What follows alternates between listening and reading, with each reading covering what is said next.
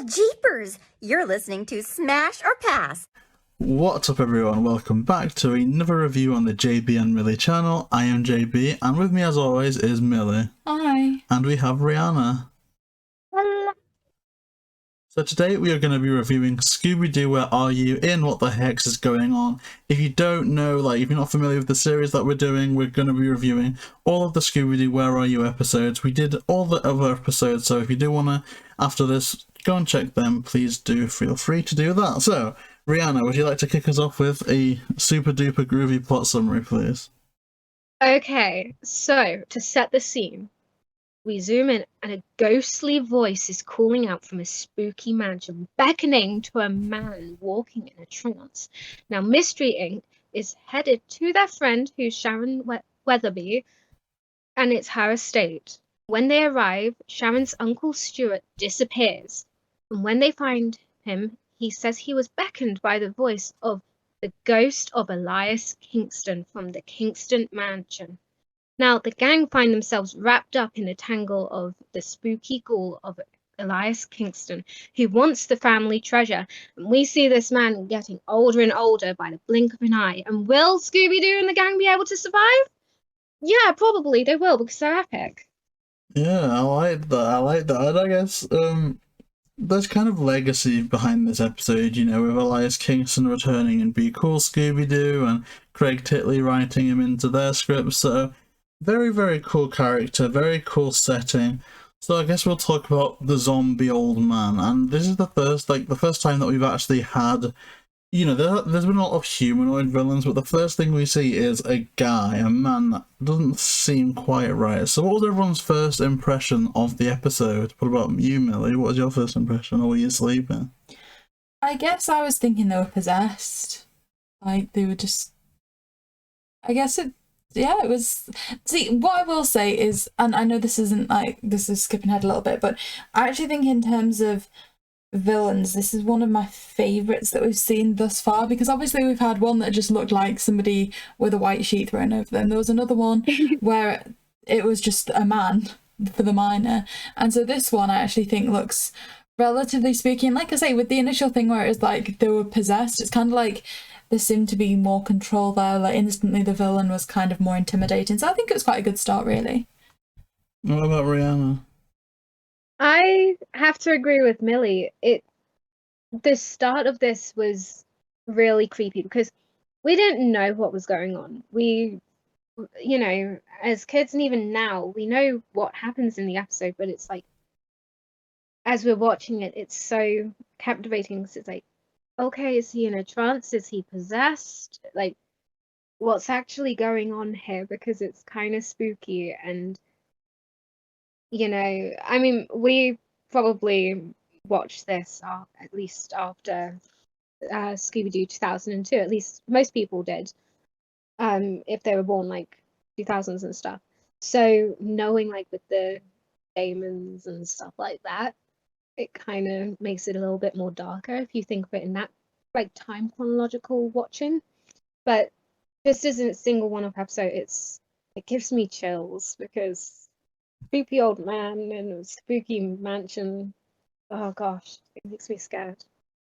Yeah, the setting is always lovely for these. I always kind of think that if there's one thing that this series has that I don't think any of the other series have been able to captivate to that extent, and I think it's not the later series' fault. I do just think that there's something even about looking back at the limited, I guess, technology of like 1969 where they almost do it better now, but to the point where you acknowledge that something's creepy. And it just is, whereas there's something a bit unsettling about the fact that you know that we could never see anything like this in real life because it's so stylized, and I really like it. And one thing I also love about this is like every time, and I don't do this often obviously, every time you go into like the GIF or the GIF section of like computer keyboard and you type in Daphne, there's always that dialogue where she's saying there's so many groovy things to do. And it's from this episode, and so when I saw that I was like, yay! Because I didn't watch the Where Are You series as a kid much because it used to terrify me. But obviously I then went back when I was a bit older and watched it, so I appreciated that. The only thing that I was confused about is there a Weatherby mansion and a Kingston mansion, or does Elias Kingston live in the Weatherby mansion? Like, that was something that confused me a bit. Does anyone have the answer?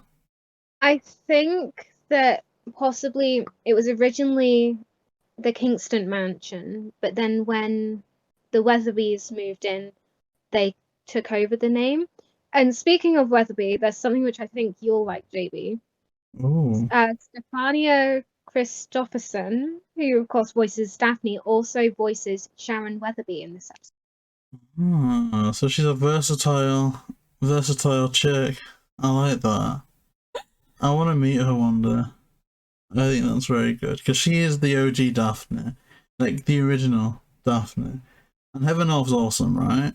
But the thing about Stefanianna Christopherson that I love is because she's so trapped in time as the original Daphne.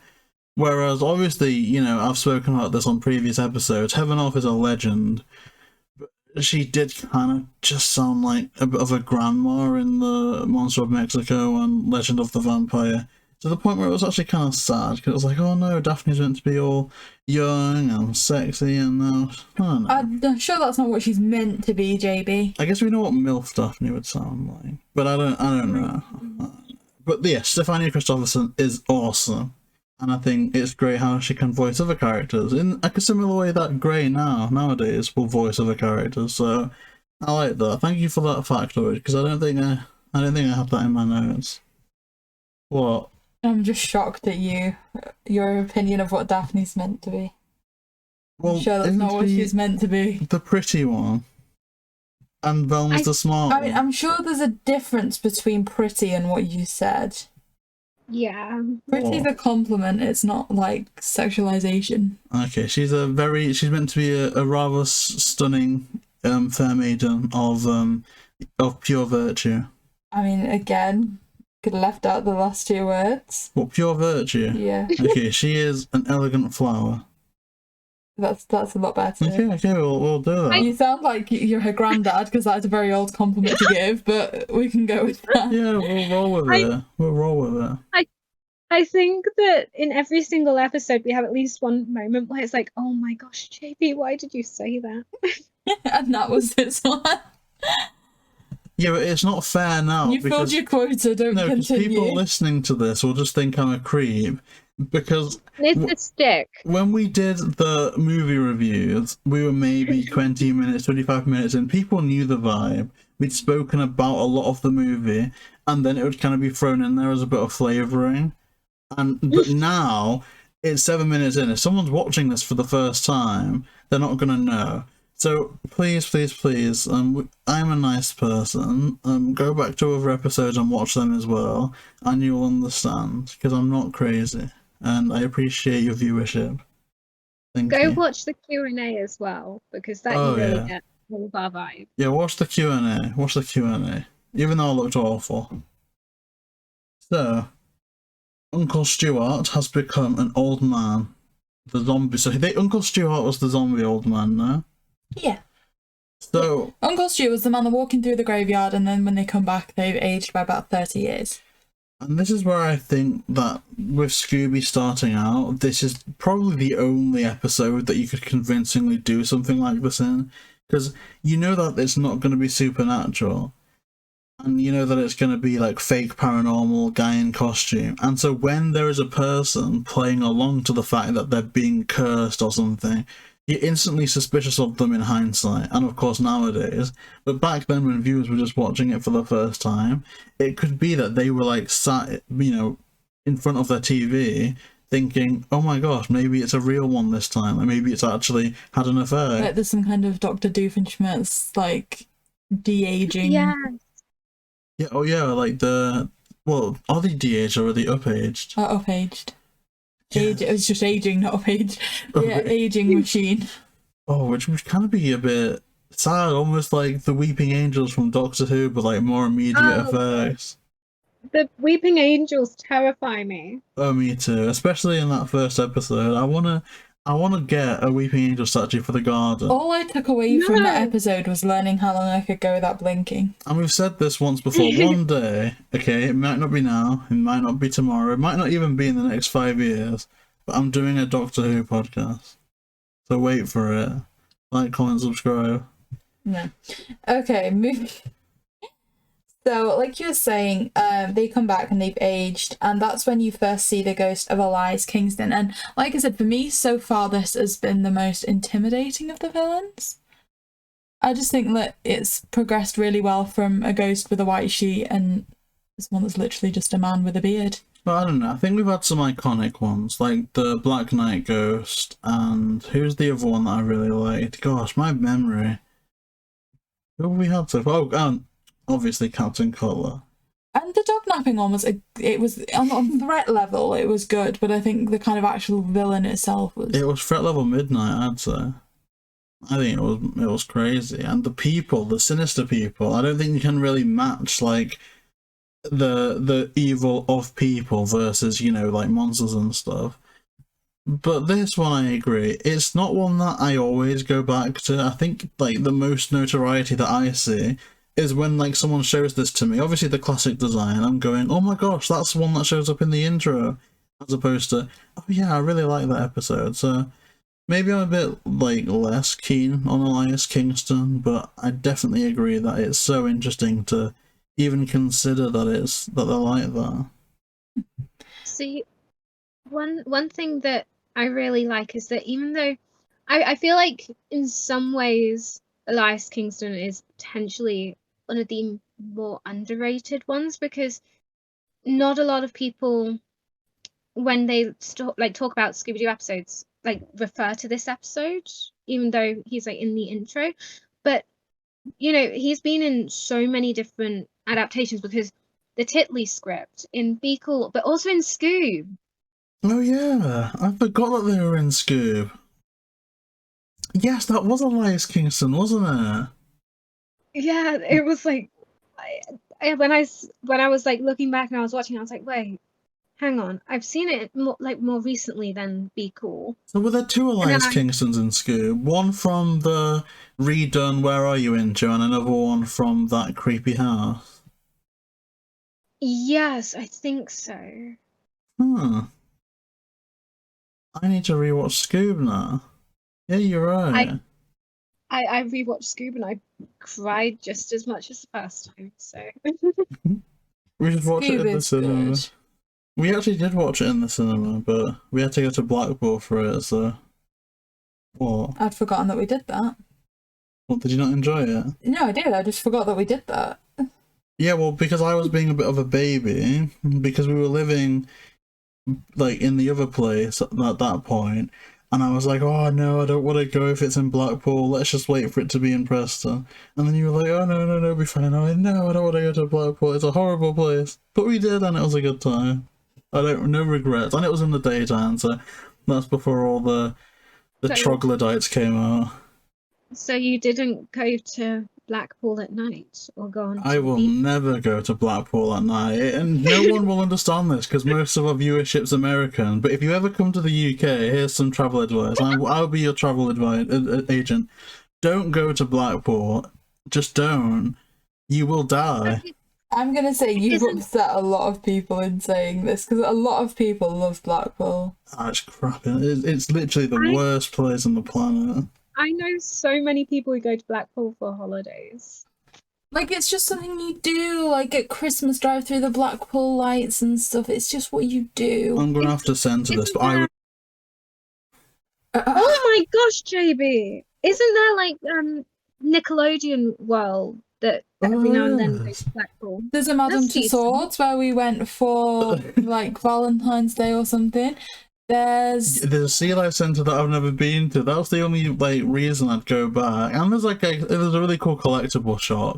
Tower's quite good. I went to a circus there once. What, did you see Mookie the Clown? You know the circus in the tower? Yeah, Mookie the Clown. I don't remember. I just know I went. Well, speaking of clowns, they're quite spooky. And speaking of spooky, trying to bring it back, JayBee. So this is again, another point where I'm gonna seem a bit of a creep. Oh, God. But whenever I thought about like Daphne in the Where Are You series, and you know the damsel in distress Daphne, I always like remembered scenes where she'd be tied up and gagged and stuff. But all throughout the series so far, we've seen her tied up once, but we've never seen her gagged. But there's a blue woman that gets tied up and gagged, a smurf, which is very Daphne. and And it just surprised me that she wasn't the first character to be in that position, because you'd think that with Daphne being notoriously... You know how you were worried that people listening to this for the first time are going to think you were a creep? I'm observing, because she's... You are furthering this. Yeah, but she's the one that is known as the damsel in distress, right? At least back then. But she actually wasn't the first one to have that, like, iconic... So as you say, someone else has been kidnapped, JayBee. It's the blue woman. And Miss Drink obviously investigating things, and Scooby gets chased by another dog, and they end up in some kind of like building in the cemetery, I think. Where does that spinning door there's a clue as well, I think, and I don't know if this is pointed out in the conclusion. When the dog, because I think it's like Scooby takes his bone, runs over to the ghost of Elias Kingston. Kingston's able to like point towards Scooby, and it redirects the dog, which kind of shows that whoever Elias Kingston is has some type of pre-existing relationship with the dog. So that's kind of cool. So they manage to escape anyway and end up at the crystal shop in town, where Scooby starts to tell this customer's fortune to them. This is a bit dicey. Shaggy's like a ventriloquist throwing his voice across. And then there's a bit where and obviously they don't like what's said because Shaggy's kind of been quite funny with it. So they ask for their palm red, and Scooby just picks up a tin of red paint and like brushes their hand. Whoever's idea that was, that's awesome. I like that. I love that so much. And I like Scooby's outfit in this. Again, I think it's a bit dicey, but it's so fun. If I could choose a job, it would be as like one of these. What do they call them? There's like a word for it. It's like not a salami. This is a swami. Salami.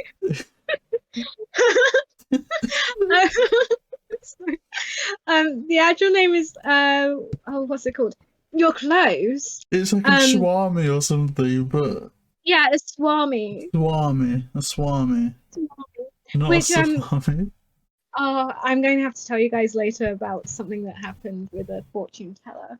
Ooh. We need to get a fortune teller on the podcast one day. The next 5-star talk should be with a fortune teller. But that's like plugging other stuff. We're gonna do it though.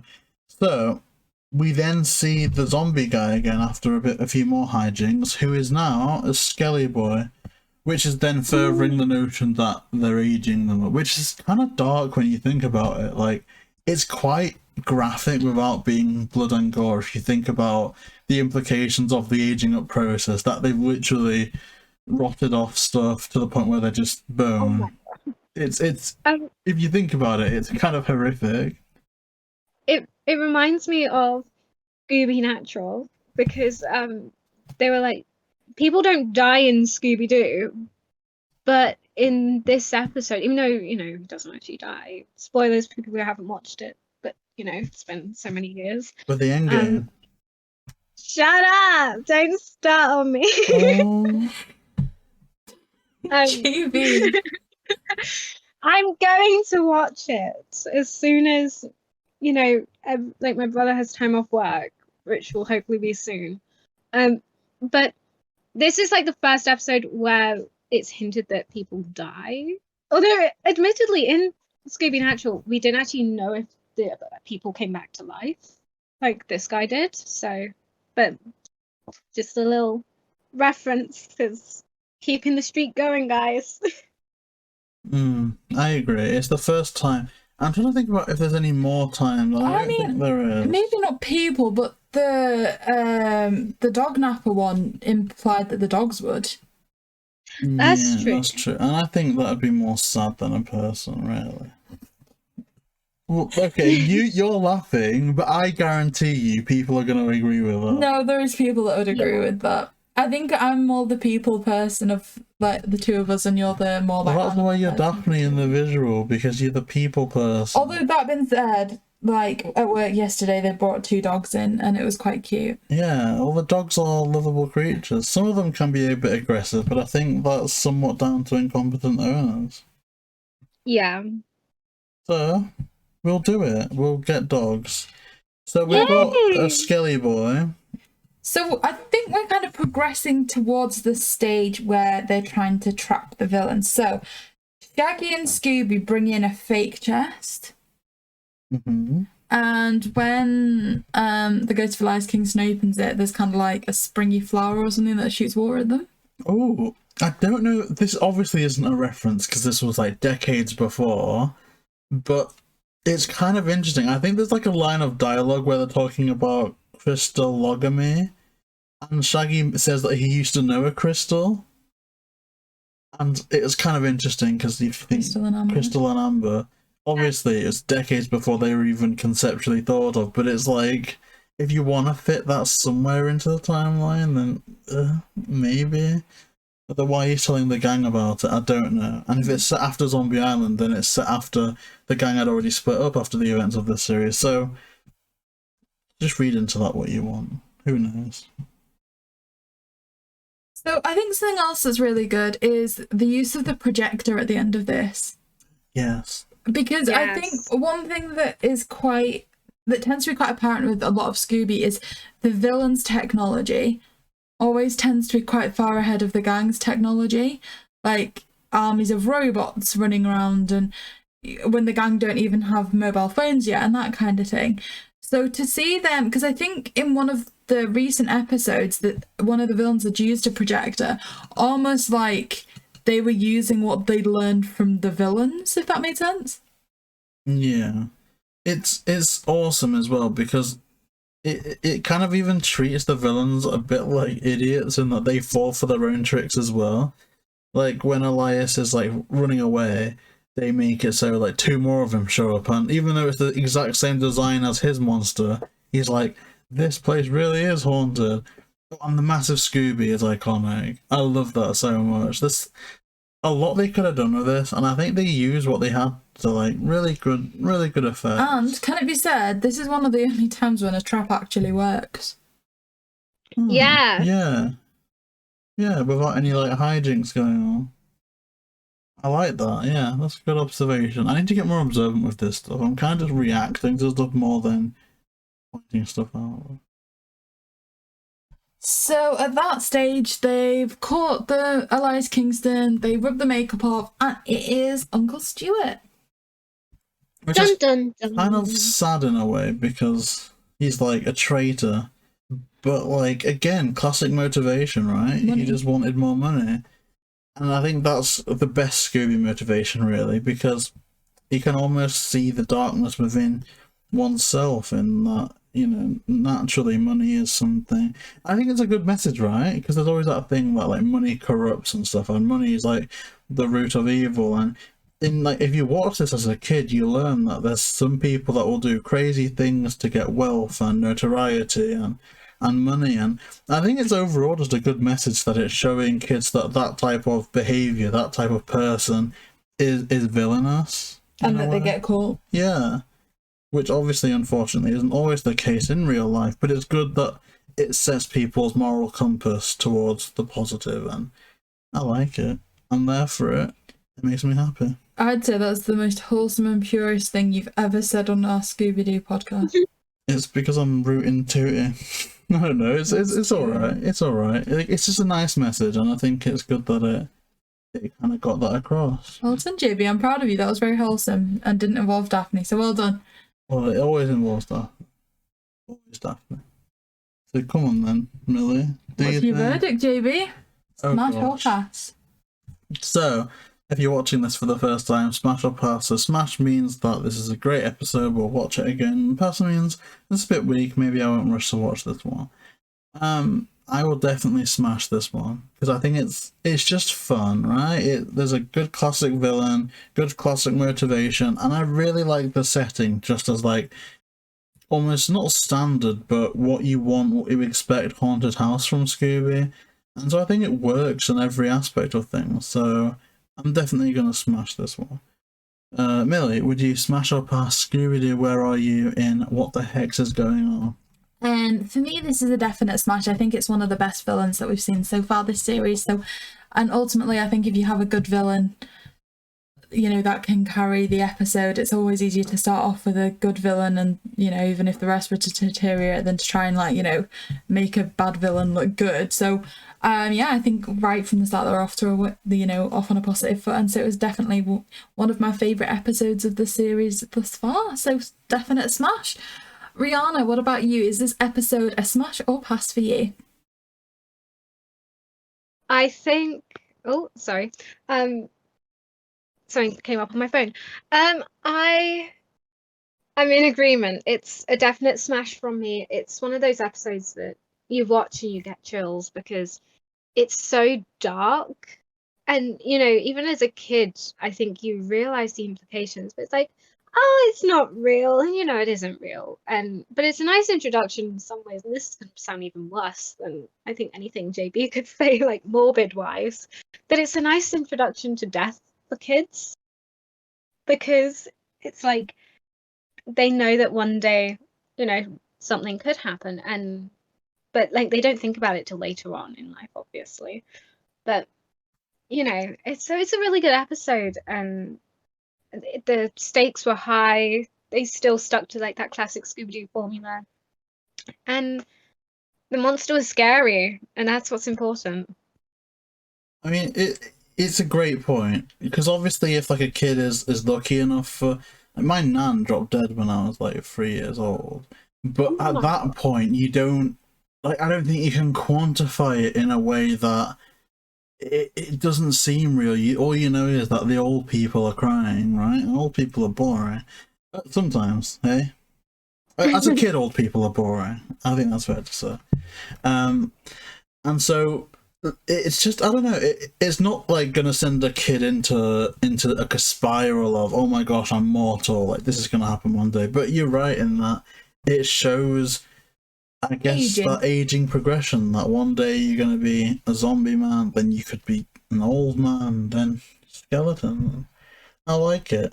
I like it a lot. Although I think probably when you have a kid, you should probably get them on goldfish, because that would be a good way to do it. But that's sad as well. Like, you know, we've got an old fish, and you know, we don't know. But I think it's good that we've got such a positive verdict. Like, it is definitely an episode that deserves it. And I think that's it, unless we've got some community news. I can't think of anything. So obviously for release date, this is Saturday.